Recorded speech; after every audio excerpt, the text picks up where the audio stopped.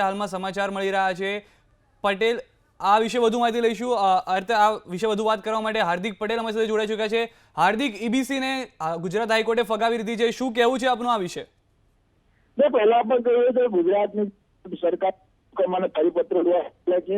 આજે ફરી એકવાર સાબિત થઈ ગયું છે કે સંવિધાનમાં હોય છે કોઈ પક્ષ દ્વારા શાસિત સરકાર નહીં અને સંવિધાનથી જે લોકો ચાલશે, બંધારણથી જે લોકો ચાલશે એ જ આ રાજ્ય કોઈ સાચા અર્થમાં નિર્માણ કરી શકે ને જનતાના વિકાસમાં કાર્ય કરી શકે। ઈબીસી કોર્ટ દ્વારા જે અમાન્ય રાખવામાં આવ્યું છે કે ચોક્કસપણે આવનારા દિવસોમાં આંદોલન મજબૂતાઈથી ચાલશે અને સમાજના હિત માટે કાર્ય કરી રહ્યા છે। સમાજના હિત માટે આંદોલન કોઈ પણ સીએમ આવે પ્રશ્નો એને જ રાખશે। હાર્દિક, જે રીતે ઈબીસી ને 10% અનામત હતું તેને અત્યારના હાઈકોર્ટ દ્વારા ના પાડવામાં આવી છે, સુપ્રીમ કોર્ટ પાસે જવાની હજી પણ રાજ્ય સરકાર પાસે સમય છે, ત્યારે તમે શું માની રહ્યા છો? હજી પણ આને લોલીપોપ તરીકે જોઈ રહ્યા છો આપ? ભાજપની સરકાર આ મુદ્દાને ભટકાવવા જઈ રહી છે।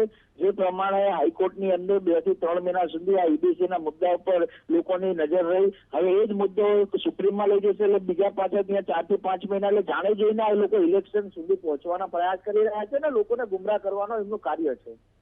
હાર્દિક, મહત્વનું છે ભાજપને આપ કહી રહ્યા છો ત્યારે બીજી પાર્ટી પાસે આપને ઉમ્મીદ છે કે તે પણ ઈબીસી માટે કંઈક કરશે, જે રીતે કોંગ્રેસનું પણ કેવું છે 20% અનામત, જ્યારે હાઈકોર્ટ 10% નથી આપી રહી ત્યારે કોઈ બીજી પાર્ટી અપાવી શકશે? સમાજની વાત કરો તો સમાજને બંધારણીય અનામત જોતી છે, સીએમ કોઈ પણ આવે બંધારણીય અનામત જોતી છે, પક્ષ કોઈ પણ આવે બંધારણીય અનામત જોતી છે, કેન્દ્રમાં કોઈ પણ સરકાર આવે બંધારણીય અનામત જોતી છે અને આ જ વાત છેક સુધી ચાલતી રહેશે। હાર્દિક, મહત્વનું છે બંધારણીય અનામત માટે આપનું જે પ્લાનિંગ છે તે કઈ રીતે આગળ વધારશો? હાલમાં તમે જે માંગી રહ્યા છો તે કદાચ જે રીતે જોવા જઈએ શક્ય નથી, 49% વધારે અનામત નથી મળી રહી, ત્યારે આપનું શું કહેવું છે? માનનીય શ્રી, ઓબીસીમાં દાખલ કરવા માટે 50% વધુ જવાની જરૂર નથી, 27% ઓબીસીમાં સમાવેશની વાત છે।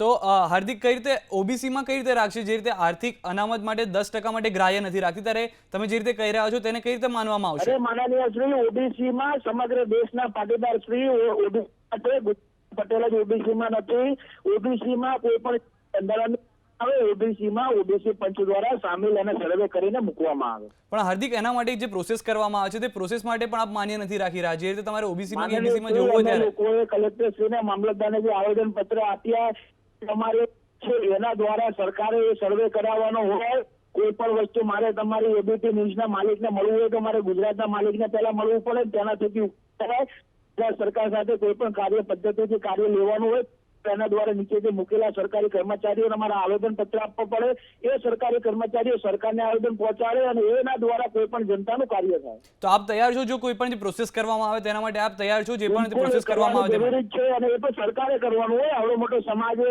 200 આપ્યા સરકારને વિજ્ઞાપન પત્રો આપ્યા છે તો એમની જવાબદારી કાર્ય